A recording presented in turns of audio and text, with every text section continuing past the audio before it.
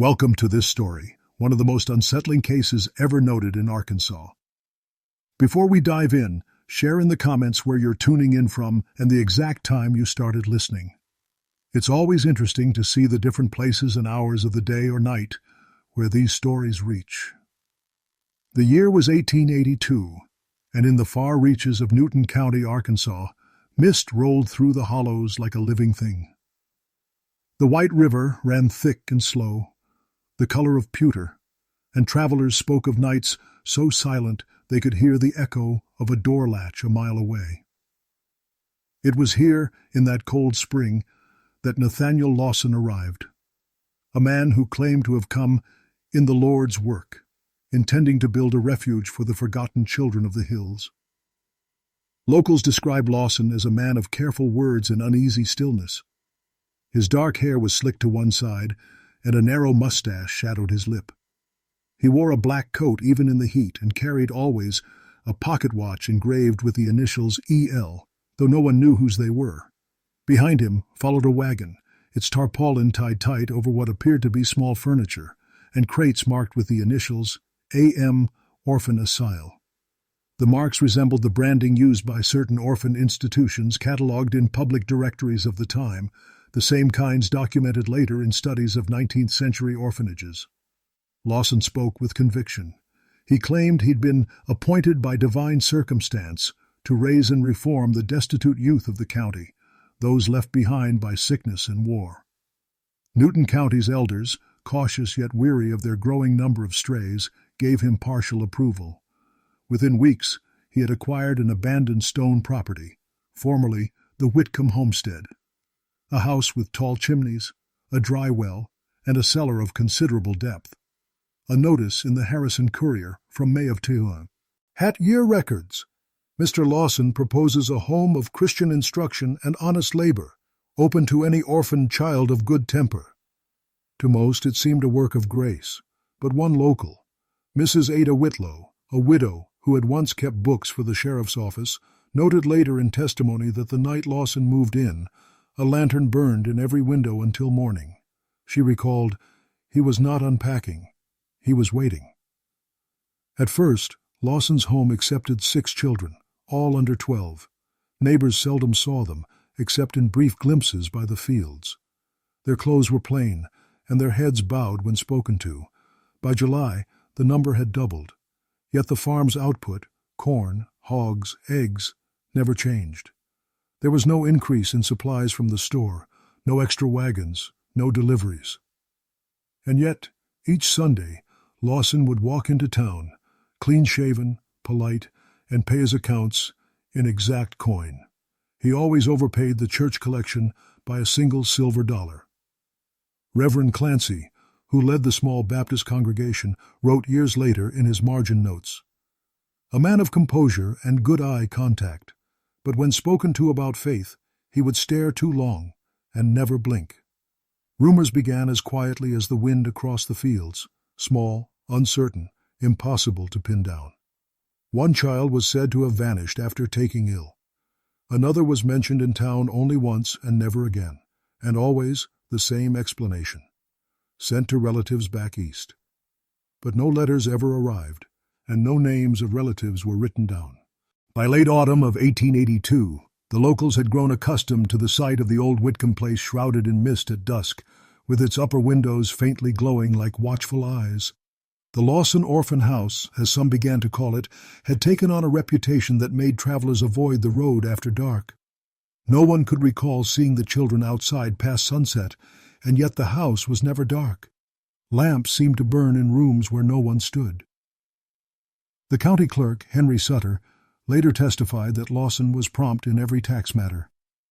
Efficient and mannerly, Sutter wrote in his ledger. Yet he never spoke unless first addressed, and always carried that little notebook he called the Ledger of Mercy. I never saw him write in it, though he'd open it, glance once, and close it again. Around the same time, a neighboring farmer, Jonas Meeks, began hearing what he described as shallow hammering at odd hours, just before dawn, from the direction of the Lawson property. He assumed repairs, but one morning curiosity drove him closer. From behind the fence he saw Lawson and a boy, perhaps 10 years old, standing near the well. Lawson held a lantern. The boy held a small spade. The two stood motionless for nearly a minute, as if waiting for Meeks to pass. Meeks later told a reporter from the Harrison Journal, "He looked at me as if I'd walked into something private. Not angry, just measured. I tipped my hat and went on. But when I looked back, the boy was gone." By early winter, 3 of the children, Mary Ellen, Thomas, and a boy known only as Caleb, had left to live with kin in Little Rock, according to Lawson's own signed note at the post office. The handwriting was steady, official. Yet the Little Rock Orphans Registry, later checked by county authorities, had no record of their arrival. Still, no alarm was raised. In the era of loosely documented orphanages and placements, as many historical orphanages of the 19th century recorded, it was common for children to vanish from ledgers without consequence. This fact, later cited in archival research on orphanage practices, would lend chilling plausibility to Lawson's accounts. As the new year approached, the first real inquiry came from Reverend Clancy himself. He claimed he had sent a church deacon to deliver candles and flour. The deacon, Mr. Albright, returned pale and unsettled. When pressed, he confessed he'd been met at the gate by a child, or what seemed one, wearing a sackcloth apron and holding a key ring much too large for her hand. She said, "He's reading. We can't be loud tonight," Albright told the Reverend. When Lawson appeared moments later, his composure was perfect. "He thanked me kindly," Albright said, "but I could hear a scraping sound behind him, like a chair dragged across stone." 2 weeks later, the Reverend recorded that the house's upper window was broken. The hole was small, too small for a man's hand, but large enough for a face to press against. He remembered it because one evening, as he rode past, he saw something behind that glass, pale, unmoving, and low to the sill. By January of 1883, snow blanketed much of Newton County, and the Lawson property lay half buried in white silence. No chimney smoke rose from the house for days at a time, yet at night, faint light still flickered through the curtains. The nearest neighbor, Mrs. Whitlow, kept notes in her Bible.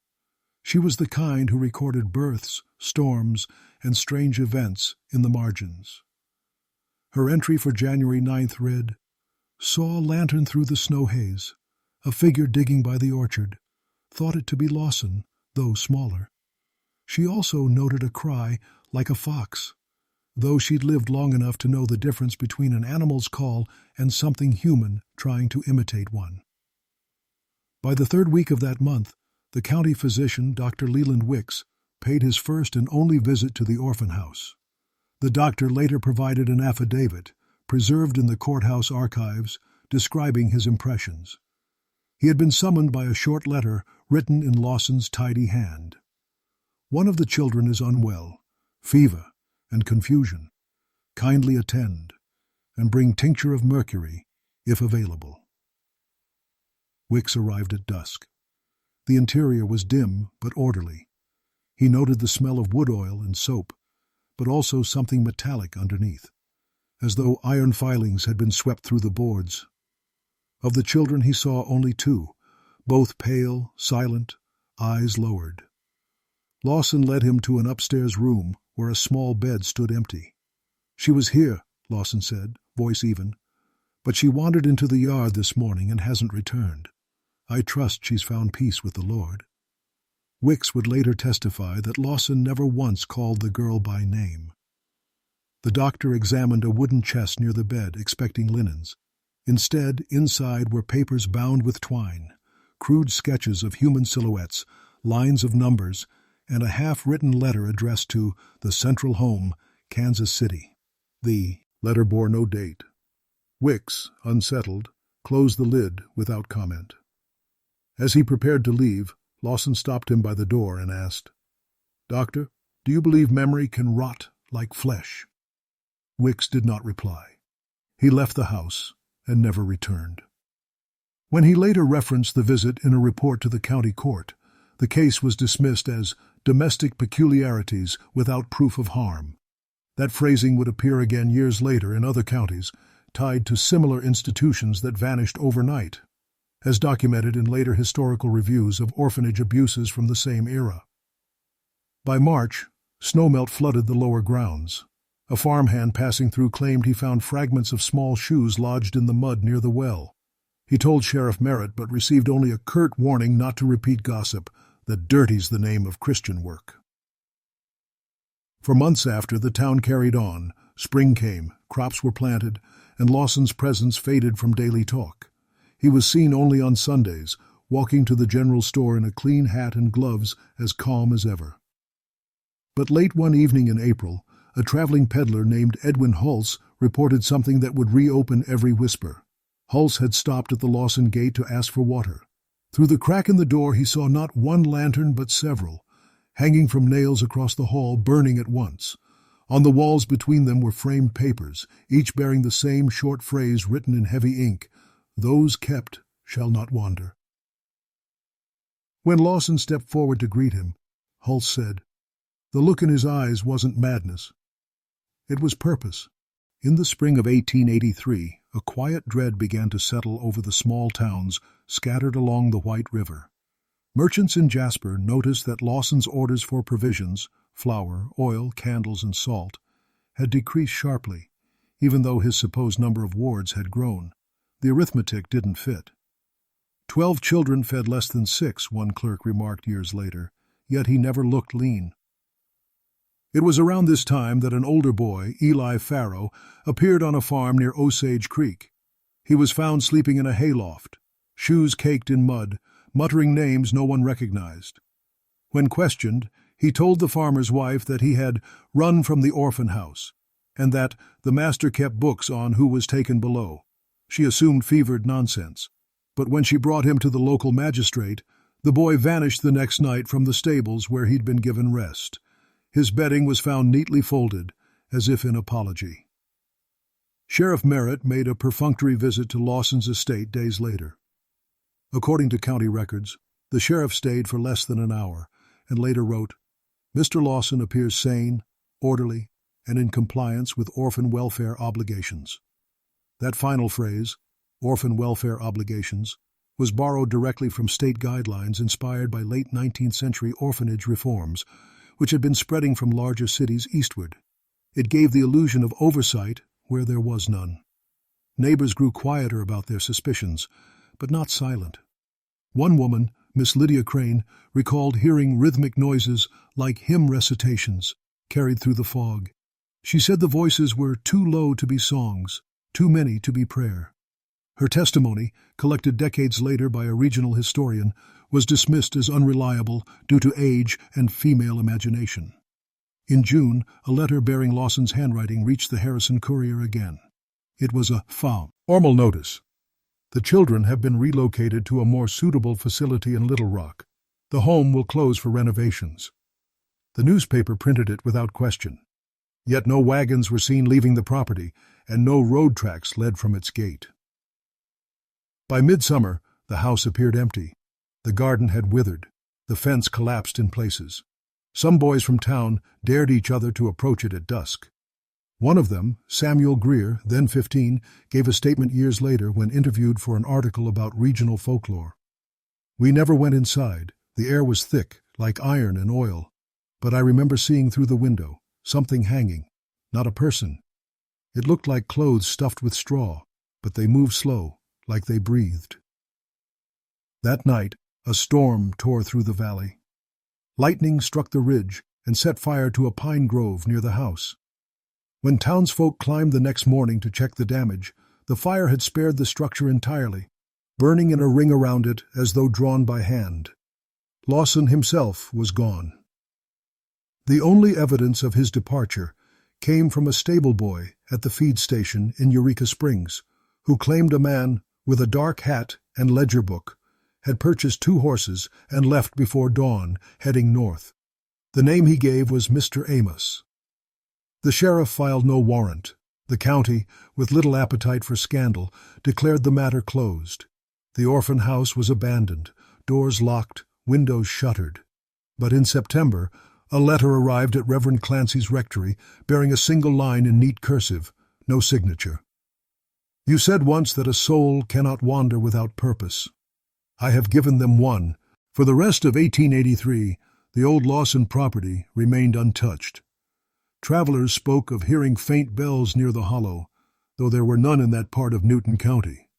Some said the sound came from beneath the ground, a slow, uneven chime, as if metal had been buried deep and struck by water.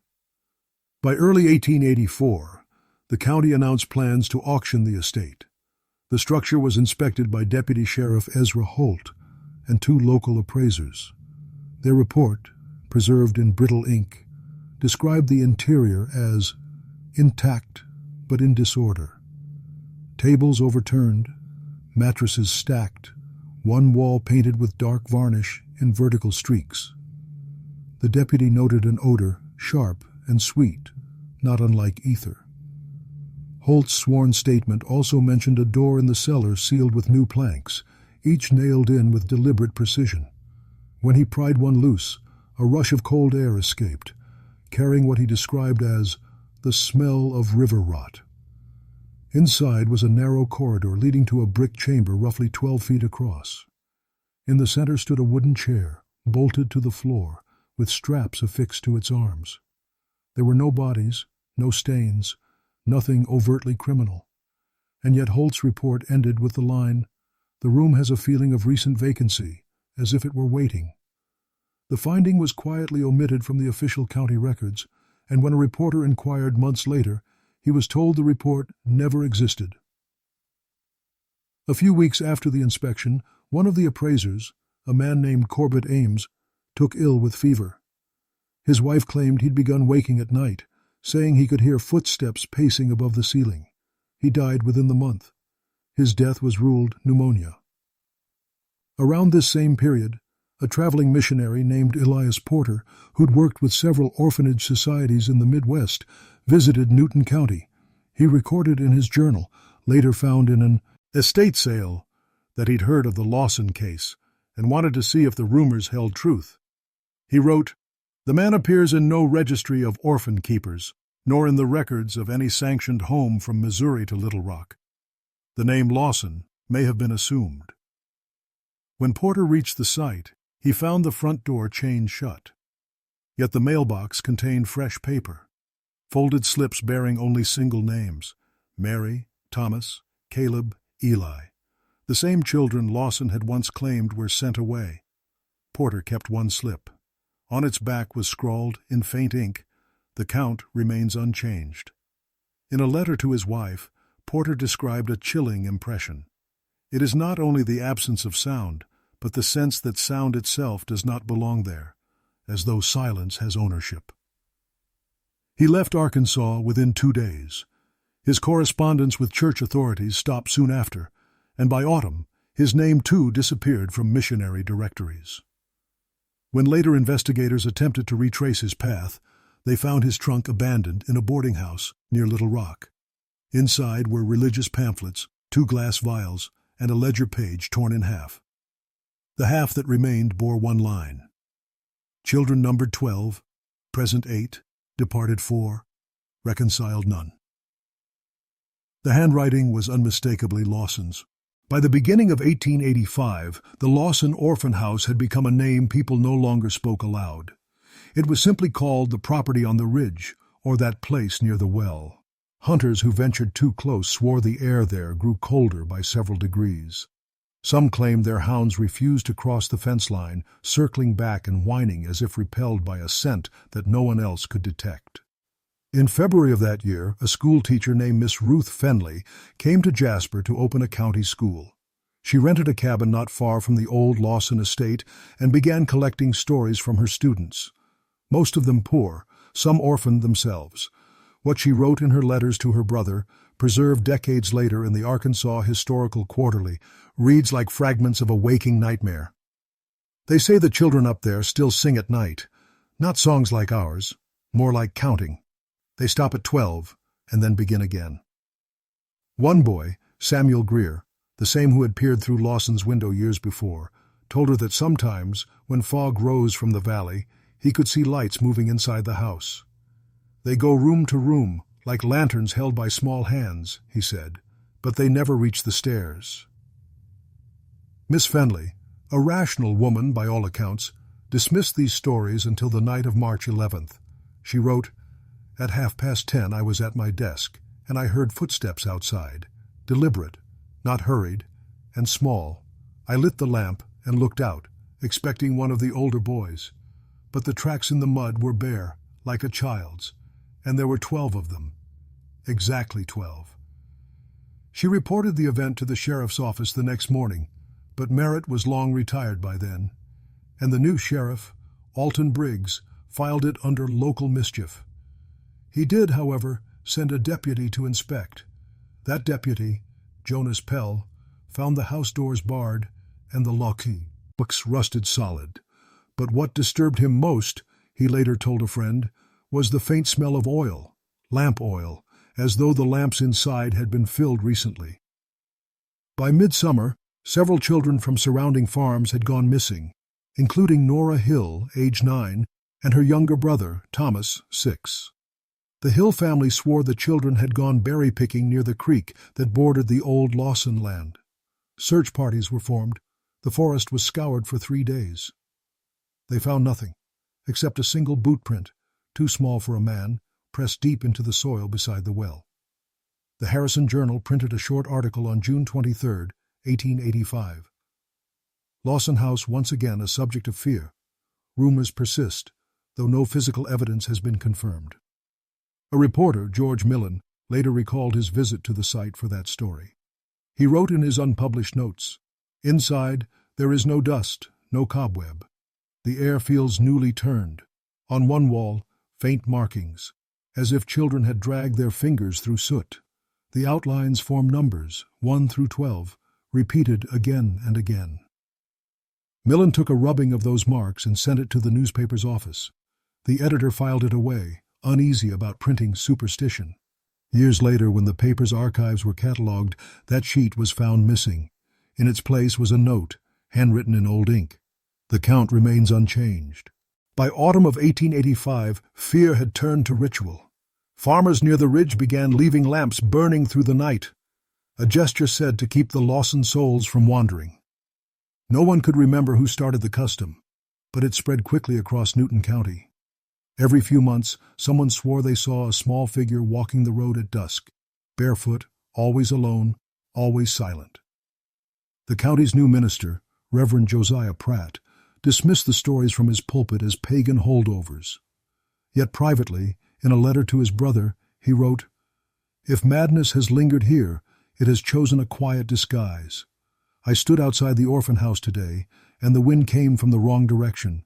It smelled of iron, as if the building were bleeding."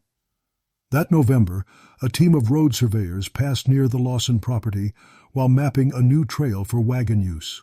One of them, Eli Parson, entered the old orchard to measure distance to the river. He stumbled over what he first thought was a tangle of roots. When he looked closer, he realized it was a small skeletal arm protruding from the earth, clothed still in remnants of calico. The sheriff's office was summoned immediately. Deputies unearthed a shallow grave, then another. In total, they found 4 small graves arranged in a near-perfect circle, each no more than 3 feet deep. Inside were fragments of children's clothing, corroded metal buttons, and a wooden toy horse, its paint nearly gone. Yet there was something stranger still. Each grave bore a wooden disc pressed into the soil, carved crudely with a number: 1, 4, 7, 9. The coroner, Dr. Hiram Poe, recorded the findings in clinical detail, but avoided speculation. His report ends with the line, "No sign of animal predation. The burials are deliberate, not hurried. Whoever did this took time." The discovery brought the county into an uproar. For weeks people gathered outside the courthouse demanding inquiry, yet the proceedings were brief. No living witnesses remained. No trace of Lawson could be found. The sheriff declared the matter inconclusive, and the graves were reinterred at the edge of the cemetery under a single stone marked "Unknown Children." But the unease did not fade. The surveyor, Parson, who had first found the graves, began keeping a journal. In an entry dated December 14, 1885, he wrote, When I close my eyes, I hear the sound again, tapping, not from the earth, but beneath it. A counting sound. I think it is wood against wood. He left Arkansas soon after, reportedly joining the rail crews westward. He was never heard from again. As for the property, the county declared it condemned and sealed the cellar with stone. The house itself, however, refused to decay. Despite storms, fires, and lightning strikes across the valley, the roof remained intact, the timbers solid. Some said it was because Lawson had used old-world varnish, the kind favored by undertakers. Others whispered it was simply unfinished work holding the structure together. Late that winter, a traveling photographer, Mr. Clarence Meade, stopped in Newton County and took what would become the only known image of the site. The photo, a silvered plate in the daguerreotype style popular decades earlier, showed the house dark against a pale sky, the doorway open, a single chair visible inside. When the plate was developed, a faint outline of small figures appeared near the porch, 12 of them. The photograph taken by Clarence Meade in early 1886 quickly became an object of both fascination and fear in the county. It was said that no two people who looked at it described the same details. Some claimed to see faint faces behind the windows. Others insisted the figures near the porch looked older than children, their proportions strangely wrong. When Meade tried to sell copies of the image in Little Rock, the plate reportedly cracked down its center, and within months, Meade himself left photography altogether, moving west to Texas, where his name vanished from records. His assistant, however, told a different story years later. He said when he developed the image, he saw more than the house. He said the glass showed his own reflection standing among them. By the summer of 1886, the Lawson property had officially entered folklore. Families passing through the Ozarks were warned not to camp near the ridge. The old well became a place children dared each other to approach, tossing stones into its depths and counting the seconds until they hit water. Yet no sound ever came back. It was around this time that Professor Edwin Morrow of the University of Arkansas visited the region as part of a sociological survey. Morrow specialized in documenting post-Civil War rural institutions, including orphan asylums that had failed or vanished. His notes, preserved in the university archives, mention the Lawson case briefly. The so-called orphan keeper appears to have operated privately, without charter, during a period of state indifference. Reports of disappearances likely stem from poor record-keeping and superstition common in isolated communities. Nonetheless, the persistence of the narrative warrants psychological study. Yet Morrow's detached tone would change after his field visit. In a later letter to a colleague, he wrote, "The air inside that structure is rare. It conducts sound oddly, as if every noise doubles back upon itself. I have stood in ruins before, but never in one that seemed to be listening." He noted a set of parallel scratches on the interior door frames, about the height of a child's shoulders. Not deep enough to be deliberate carvings, but too uniform to be random wear. Beside them, he found faint pencil marks, like the beginnings of arithmetic. 1 + 1 = 2, 2 + 2 = 4, and then only numbers, written over and over. Morrow left the site after sundown. The following morning, his assistant found the professor's field notes scattered near the fence line, pages damp but legible. The final entry read, "They did not die here. They were kept here." Within a year, Morrow abandoned his university post and was committed briefly to an asylum in St. Louis for what was described as delirium brought on by nervous exhaustion. When he recovered, he refused to speak of the Lawson case again. Meanwhile, the photograph, now known as the Lawson plate, passed between collectors. One of them, a bookseller named Harold Kent, displayed it in his shop in Fayetteville. Customers began to complain of a smell near the cabinet where it hung, not decay, but something metallic, faintly sweet. Kent dismissed it as old varnish. Yet a week later, when the glass pane cracked, the smell vanished overnight.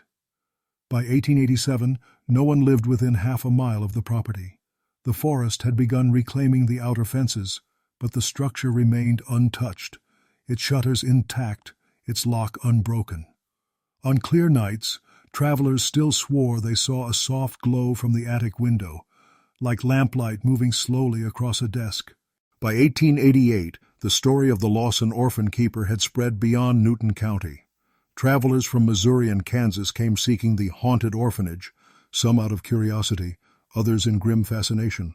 Most returned disappointed, claiming the building was empty and quiet, but a few returned changed, speaking softly, avoiding mirrors, and refusing to travel by night again. That spring, a Methodist missionary named Clara Redd passed through the area while conducting relief work for destitute children. In her journal, she mentioned visiting the old house on the ridge. Her account was brief, but the tone was unmistakably unsettled. Inside were papers stacked neatly on a single table, though the air was thick with dust. Each page bore only names, first names, and all written by the same careful hand. At the bottom of every page was a word, reclaimed. Red reported the finding to local church officials, who took the pages for safekeeping. When the church archives were reviewed decades later, the folder was found empty except for a single slip. The count remains unchanged. During this same period, reports began surfacing of sightings far from Arkansas, from Kansas City, Memphis, and even Oklahoma Territory, of a man matching Lawson's description. Mid-40s, dark hair streaked with gray, walking with a slight limp, carrying a small notebook. In each account, he introduced himself under a different name, but always asked the same question: "Do you keep a ledger for the lost?" One such report came from a railway clerk in Fort Smith, who swore Lawson had purchased a ticket east under the name Elias Marin, paying in silver coins dated 1878. When asked if he traveled alone, the clerk replied, "He said the others were already ahead." That same week, a telegram was sent from St. Louis to the Newton County Sheriff's Office. It read, "Man calling himself Amos Lawso and sought entry to St. Joseph Home for Children, claimed prior association with Arkansas Refuge, turned away for lack of papers, appeared disturbed." After that, the trail vanished again. Meanwhile, the orphan house itself began collapsing inward. Heavy rains loosened the foundation and the front porch gave way. Locals took it as a sign the past was finally being buried, but when Dr. Hiram Poe, now elderly, inspected the ruins for the county, he made one last entry in his notebook. "The floorboards have warped upward, as if pushed from beneath, not rot, pressure." He collected samples of the soil from near the well and sent them to the State University for examination. The lab report, preserved briefly before being misplaced, noted high traces of calcium and iron consistent with bone degradation. The case was closed without comment. By winter, the well had collapsed entirely. But according to Mrs. Whitlow's niece, who lived nearby, strange things still happened when the wind rose from that direction. She claimed she could hear the sound of a watch chain clinking softly, the same sound Lawson had been known for. Once, she said, she saw footprints in the frost leading from the road to the gate, bare, small, 12 of them. Even decades later, locals said that when snow fell just right, the outline of the orphan house would appear faintly under the moonlight, every wall intact, lamps glowing in each window, just as it had the night Lawson arrived. By 1889, the Lawson case had faded from the state's official records, but not from the minds of those who lived within sight of the ridge. The orphan house, now mostly hidden beneath creeping vines and cypress, became a place of whispered bets and half-dared visits. Yet each who entered, even briefly, spoke afterward of a heaviness, an invisible pressure in the chest, like the moment before confession. A young newspaper correspondent from the Little Rock Gazette, Andrew Collier, visited the site in hopes of reviving interest in what he called Arkansas's forgotten crime. He carried with him copies of older testimonies and an interest in the new scientific methods of investigation then sweeping through the press: photography, chemical residue testing, and physiognomic study of supposed criminal spaces. Collier spent 3 days in Jasper interviewing locals, but most refused to speak.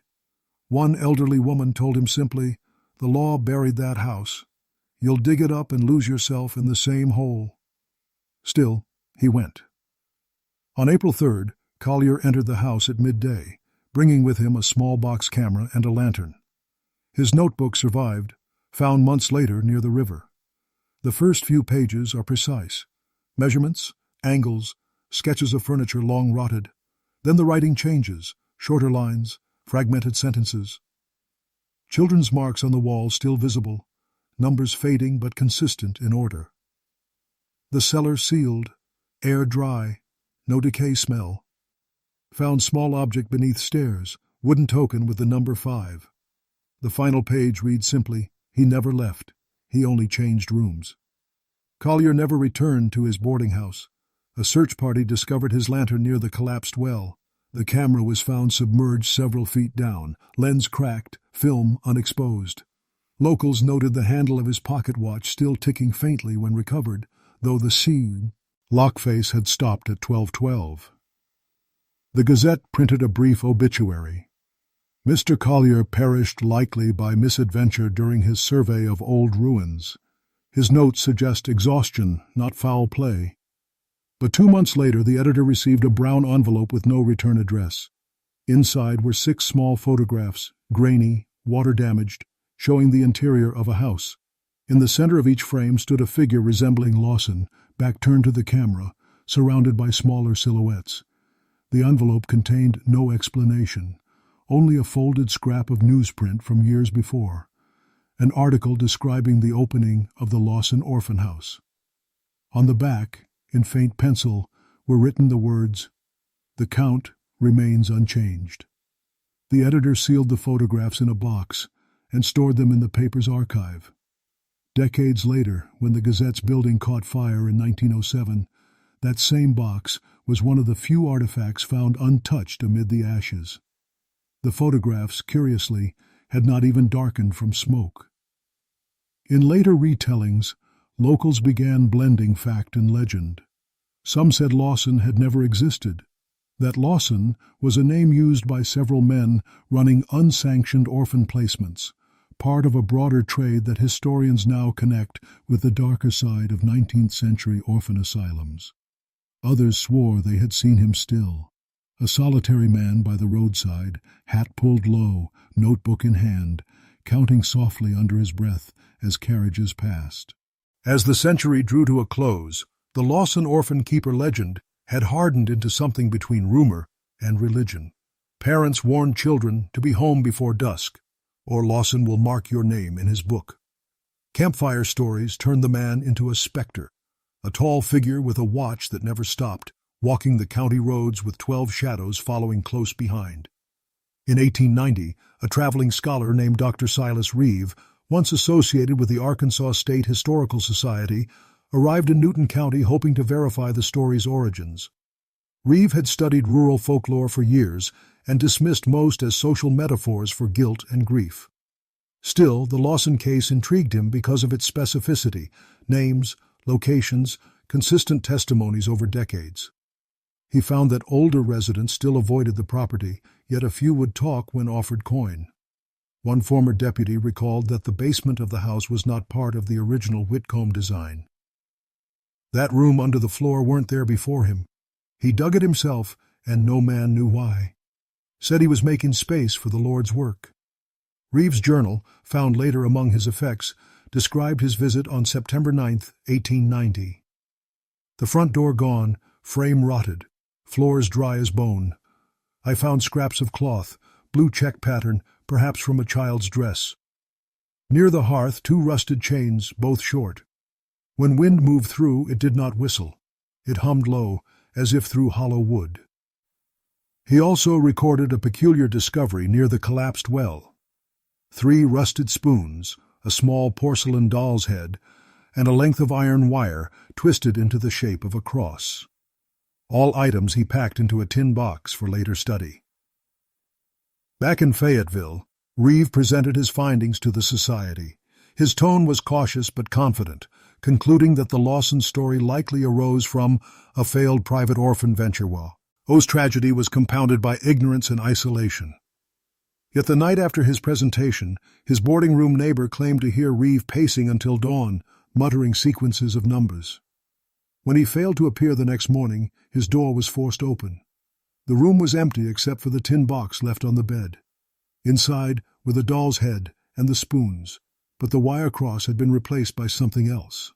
A single wooden disc, carved with the number 12.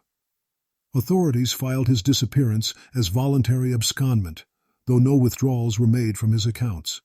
Within weeks, newspapers began speculating that the curse of the Lawson house had claimed another. In 1891, the property was struck by lightning again, for the third time since Lawson's disappearance. Each time, witnesses said the flames burned in a circle, consuming the grass but sparing the building itself. Local preacher Reverend Pratt, now in poor health, described it in his sermon that Sunday. The Lord allows some dwellings to stand as warning, not mercy. A house may forget its owner, but sin remembers its foundation. The sheriff ordered the structure finally demolished. Crews refused. They claimed their hammers dulled on the door hinges as if striking stone. Eventually, the county hired prisoners from the Harrison jail to complete the task. They managed only the roof and upper rooms before abandoning the effort, saying they felt watched from beneath. One man later confessed he'd heard a faint ticking as he worked, the sound of a watch, steady somewhere under the floorboards. By 1892, only the stone foundation of the Lawson house remained. The county fenced it off and posted a weathered sign reading, "Condemned property, do not enter." Few paid it mind. Yet even stripped to its skeleton, the site carried the same oppressive stillness. Travelers described the sound of insects stopping when they passed. That summer, a small expedition from the University of Arkansas, led by Professor Joseph Henley, arrived to conduct geological sampling. Henley was no believer in ghosts. His specialty was soil composition and groundwater contamination. He noted in his report that the well water near the Lawson site was unfit for use due to abnormal mineral traces, particularly iron and calcium, the same combination that earlier coroner Dr. Poe had once noted. Henley theorized that decaying animal remains had leached into the groundwater, but when they attempted to measure depth with a weighted line, it struck solid resistance at 27 feet, far too shallow for a true well. Curious, Henley ordered a partial excavation. His field notes, found years later in the university archive, describe what they uncovered. The well appears filled intentionally, layered debris, timber, soil, and limestone packed in distinct sections. At roughly 18 feet, the pick struck metal, not pipe, but a curved shape, thin as a bowl. Beneath it, hollow echo. Before they could continue, the foreman called a halt, complaining of nausea and dizziness. Henley himself reported feeling a faint ringing, not in the ears, but under the ribs. Work ceased for the day. When they returned the next morning, the well had collapsed overnight, filled by its own walls as if drawn inward. Henley dismissed the phenomenon as natural subsidence, but in his private letter to a colleague he wrote, "Something in that soil breathes back. Every dig feels answered." The event drew brief press attention, reigniting old rumors. The Fayetteville Standard ran an article titled, "The House That Refused to Die." Locals began to visit again, leaving offerings, coins, dolls, scraps of cloth, along the fence, small tokens meant to appease whatever still lingered. Around this time, a traveling preacher, Elder Joshua Gant, stopped in the area for a revival meeting. He claimed the ridge was tainted ground and insisted that what remained there was not ghost, but covenant. Gant told the crowd that Lawson had made a promise to keep 12 souls until judgment, a line so specific that it reignited speculation about the children's number. He offered to bless the ground. Witnesses recorded that during his prayer a sudden gust extinguished all torches, though the night was otherwise calm. In the silence that followed, one of the congregation heard what she later described as a soft count, like children learning to speak.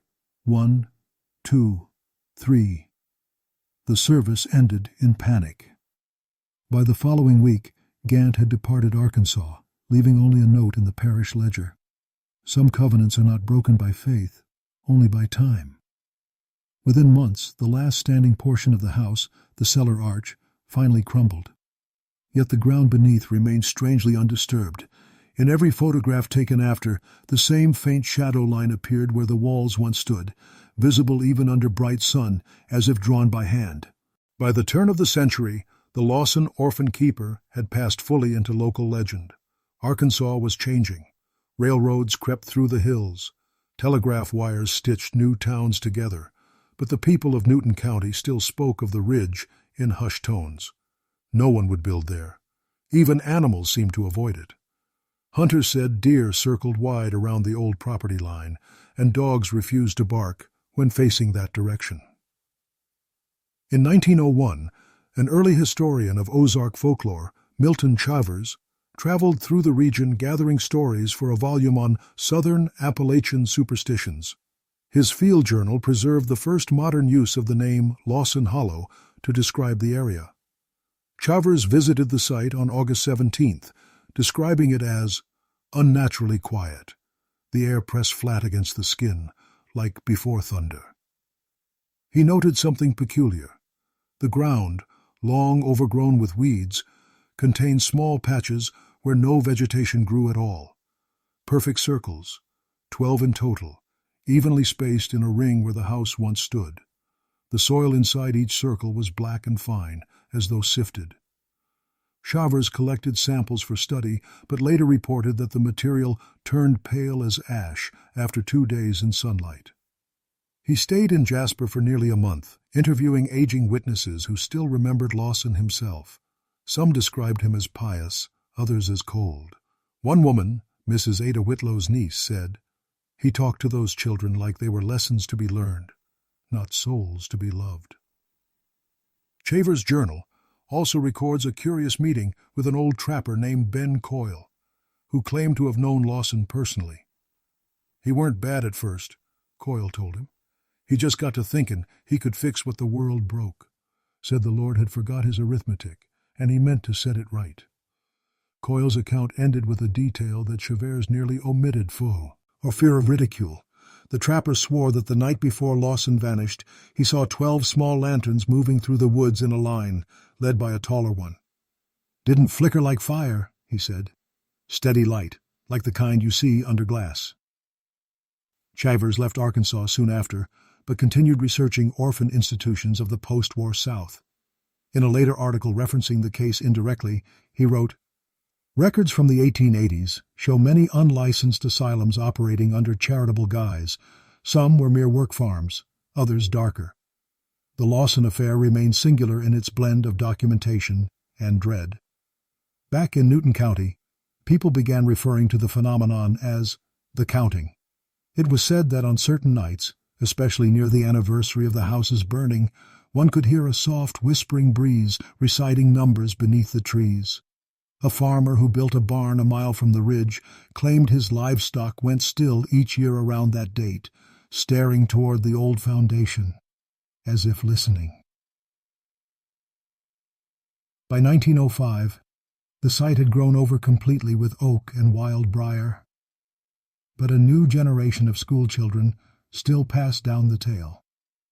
Of the man with the ledger, the 12 silent children, and the counting that never reached 13. And every now and then a hunter or traveler would swear they'd seen a faint light among the trees, not a firefly, not a torch, but a single steady lamp held by a figure just tall enough to be mistaken for a man who never left. The first decade of the new century brought with it the age of cameras, telegrams, and trains. Yet in the hollows of northern Arkansas, some things remained untouched by time. By 1910, the old Lawson site was just a ruin smothered in ivy, but it still drew the curious. It was no longer about ghosts. Now it was about history. A local photographer, Edgar Phelps, traveled from Fayetteville to document forgotten Arkansas landmarks. He took several glass plate negatives of the ridge that spring. In his notes, he wrote, "Nothing remarkable but atmosphere, heavy, dull gray light, even at noon. Shadows do not fall as they should." When Phelps developed the negatives, he noticed something odd. One plate, taken from the north side of the property, showed what appeared to be faint outlines of children gathered near the well, barefoot, heads bowed. At first he assumed double exposure, but the effect appeared on only one frame, and no other photos from that roll exhibited flaws. He stored the plate away, unnerved, and stopped his rural photography soon after. That same year, a railway expansion crew cut a path just east of the ridge. Workers uncovered several wooden boards buried flat, their surfaces charred black. On one was carved a single word, "Retained." The foreman, believing it was part of an old sign, discarded it. But a few of the younger laborers later returned to the site out of curiosity. One, Tommy Wells, later told his grandson that the boards weren't fence wood, they were door pieces, hinged. The incident might have been forgotten entirely, had a letter not surfaced decades later from an engineer on that project, C.M. Radley, addressed to his supervisor. Please advise whether property at Lawson Ridge was ever consecrated. Men refuse to work after dusk. They report counting sounds from the ground. The superintendent says it's nonsense, but I heard it once myself. Radley's letter was filed, stamped, and ignored, but the rumor lingered among the crew. Some refused to camp near the line at night, claiming they saw movement near the tree line, small flickers of lantern light. Others said they heard a man's voice calling out numbers, always stopping at 12. By 1915, only the oldest residents still remembered Lawson as a man, not myth. One of them, a 90-year-old named Ruth Fenley, the same teacher who had once seen barefoot prints in the mud, gave an interview to a visiting journalist from the Arkansas Democrat. Her recollections were shaky, but consistent. "He weren't no monster," she said. "He was too calm for that. Just a man who thought he could tidy up what the Lord left undone. Thought the orphans were lessons, and when lessons are finished, you put the book away." She claimed that sometimes, late at night, she still heard the ticking of a watch from her porch. "It's faint," she said, "but you know it's close when the wind stops." The journalist ended his article with a single line that captured the town's wearied relationship with the story. "The people of Jasper no longer seek to prove the tale true or false. They only hope it never starts again." And yet, before leaving town, he visited the ridge himself. His closing note in the newspaper's archives reads simply, "The ground is colder here, and the air tastes of iron." By 1920, Newton County had changed almost beyond recognition. Automobiles replaced wagons, telephones connected distant farms, and the younger generation thought of the Lawson orphan keeper as an old superstition, a fireside tale meant to frighten children. Yet some stories refuse to die simply because no one tends them. They linger because the ground itself remembers. That year, the property was sold at auction to a timber company that planned to clear the ridge for lumber. The buyers were from out of state, unaware of the land's history. They sent a crew of 12 men to begin cutting trees that spring. The first week went smoothly. The second week did not. On April 11, 1920, one worker, Jonas Creel, failed to return to camp after dark. His axe was found near the edge of the clearing, blade sunk deep into a root as if dropped mid-swing. The next morning, a search turned up his boot prints circling the site 3 times, perfectly even spacing, before disappearing near the old well. The foreman reported it to county authorities, who dismissed it as an accident. The well had long been collapsed, they reasoned. Perhaps he'd fallen into a sinkhole. Yet when 2 men attempted to probe the area with poles, they found solid ground, and something else. A faint vibration underfoot, rhythmic, almost mechanical, like the ticking of a clock buried deep in earth. 2 days later, another man refused to work, claiming he'd seen small shapes moving in the tree line just before dawn. The others laughed until they noticed his hands shaking too badly to light his pipe. By the 3rd week, 4 men had quit. The remainder finished the cut reluctantly and left the ridge unharvested. In their exit log, the foreman wrote a single note: "Soil too hard, axes dulling fast. Strange echo in the clearing, not natural." The timber company abandoned the project.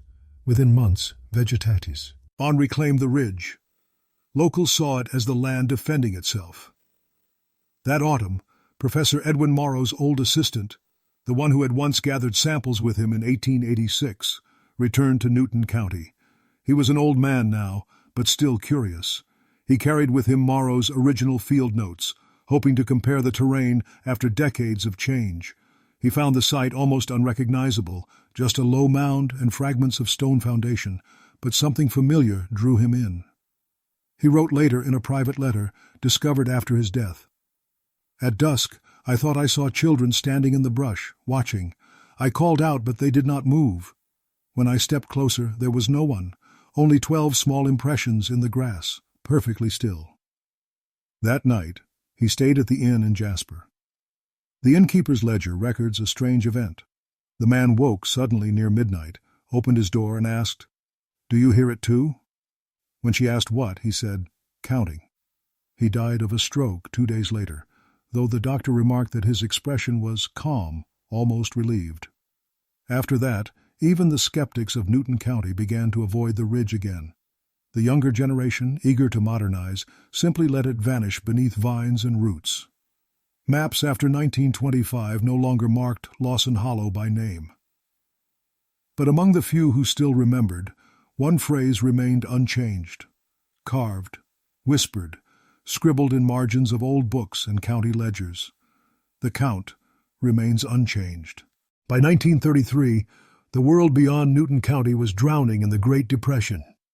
Families moved, farms failed, and entire towns faded from maps. Yet deep in the Ozark valleys, the ridge where the Lawson house once stood remained untouched, a sliver of land no one tried to claim again. Its silence had become its protection. That summer, a Works Progress Administration, WPA survey team, was sent to record old properties for federal land assessment. Among them was Evelyn Marks, one of the few women in the field at that time, known for her careful handwriting and pragmatic mind. In her notebook, dated July 19, 1933, she wrote, "Coordinates do not align with county grid. Local maps disagree on position of prior structure. Found only remnants of stone in what appears to be an enclosed depression, perhaps former well. Soil dense, metallic scent." Her partner, Arthur Deans, noted separately, "Miss Marks complained of dizziness and chills near the site. Compass needles unsteady. Heard noise like distant tapping, though no wind." Their supervisor dismissed the entry as nerves, yet the next day, when they returned to take measurements, they found the string markers they'd placed the evening before had been rearranged, 12 stakes forming a perfect circle around the depression. None of the crew admitted moving them. Evelyn wrote again that night. "Locals warned not to speak names aloud here. I counted the markers before leaving, 12. When I looked back, I thought I saw a 13th shadow standing just beyond the circle. Perhaps my own." She completed the assignment, but requested reassignment soon after, citing persistent unease.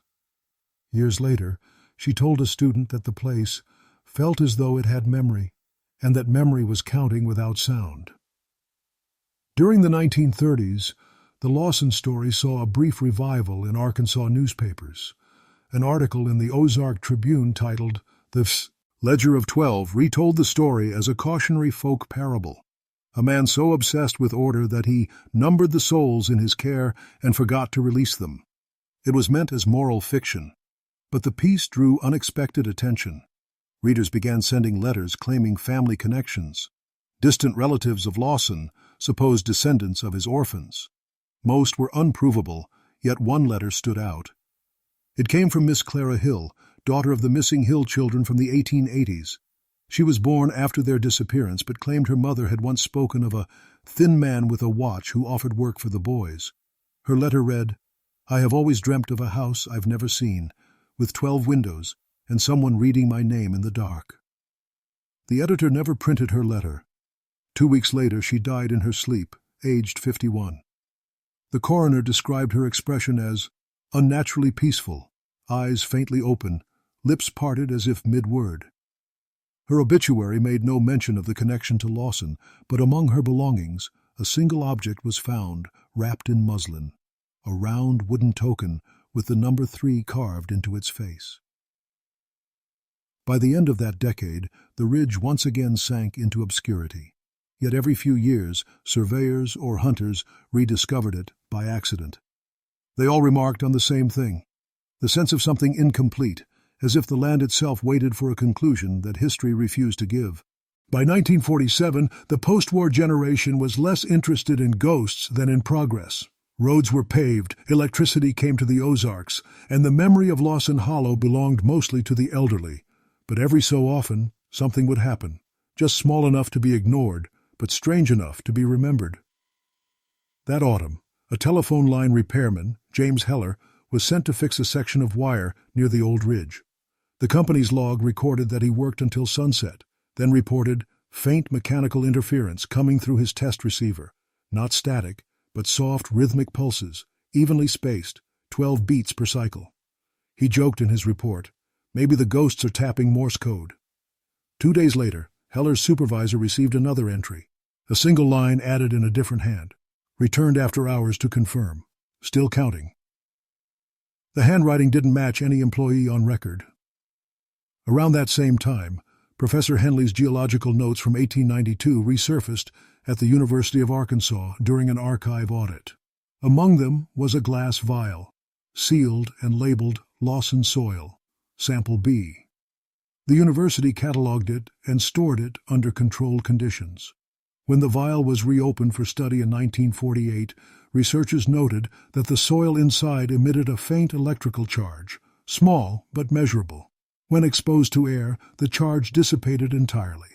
The technician who handled the sample, Dr. M. L. Forrester, made a personal note. No scientific explanation for the reaction. Residual magnetism? Perhaps. But I could swear the pulse followed my own heartbeat. Within a year, the vial was reported missing from the lab inventory. Meanwhile, local newspapers revived the legend for Halloween features. The Fayetteville Gazette published an article titled "The Counting Ground." It mixed fact and folklore freely, ending with the suggestion that Lawson had buried his ledger of names somewhere near the old well.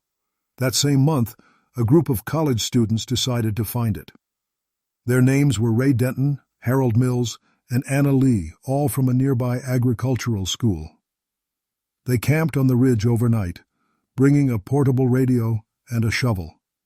Denton's later statement to police, one of the few primary sources from the modern era, reads like something from another century.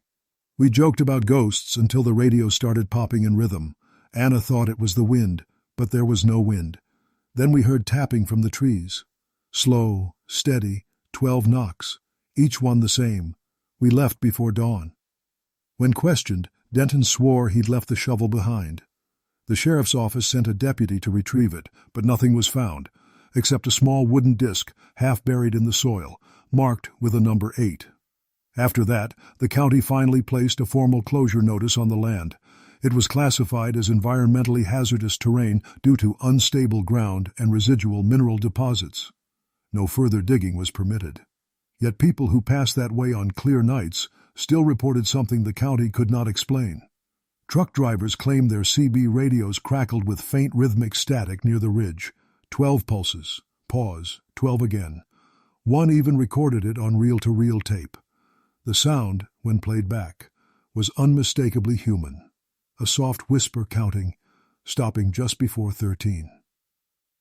And in every version of the story, no matter who tells it, that same sentence appears somewhere in the retelling, scratched, whispered, written, or heard. The count remains unchanged. Time, as it always does, eroded the edges of memory. By the 1950s, the story of Nathaniel Lawson had become a half-remembered whisper in Arkansas, something told by grandparents to grandchildren when storms shook the windows. The county had changed. Paved roads now cut through the hills, and the ridge itself was nearly swallowed by forest. Only a few stones of the foundation still protruded from the soil, pale and cold like old teeth. In 1956, the Newton County Historical Society attempted to locate the remains of the so-called Lawson Orphan House for an exhibit on regional folklore. The team that went up the ridge found nothing more than collapsed masonry and briar. Yet when they reviewed their photographs afterward, one image showed something curious. In the lower right corner of the frame, barely visible, was a figure standing in the background, too distant to identify, yet distinct enough to seem real. The figure's posture was formal, hat brim low, hands folded before the waist. A small circular glint could be seen on his vest, a pocket watch catching the light. The photographer, Marjorie Key, insisted no one else had been with them on the ridge. She refused to return. Her notes contain one last line. The negatives are fine, but the print smells of lamp oil. After that, the society quietly dropped its investigation. The ridge was left to the trees, the stones, and the soft churn of the wind. Even today, the old-timers say that when the fog descends low in early spring, you can still see the faint outline of a house among the trees, windows glowing dimly, as though 12 lanterns still burn within. Some hikers claim to hear the creak of a door that no longer exists, or the sound of slow, patient counting. Most brush it off as imagination. The forest plays tricks on the ears. But others, those who've walked the ridge alone, tell of something subtler. The sudden hush when the wind stops, the cold in the chest that feels too deliberate, and the sense that someone nearby is still keeping record.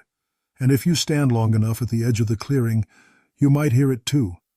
Not words, not voices, just the faint, steady rhythm of something that has never stopped tallying the lost. 12. Pause. 12. Again. The Lawson orphan keeper has never been found. His ledger never recovered. His name survives only in scattered county minutes and the fading ink of forgotten testimonies. A man whose charity became arithmetic and whose arithmetic became legend.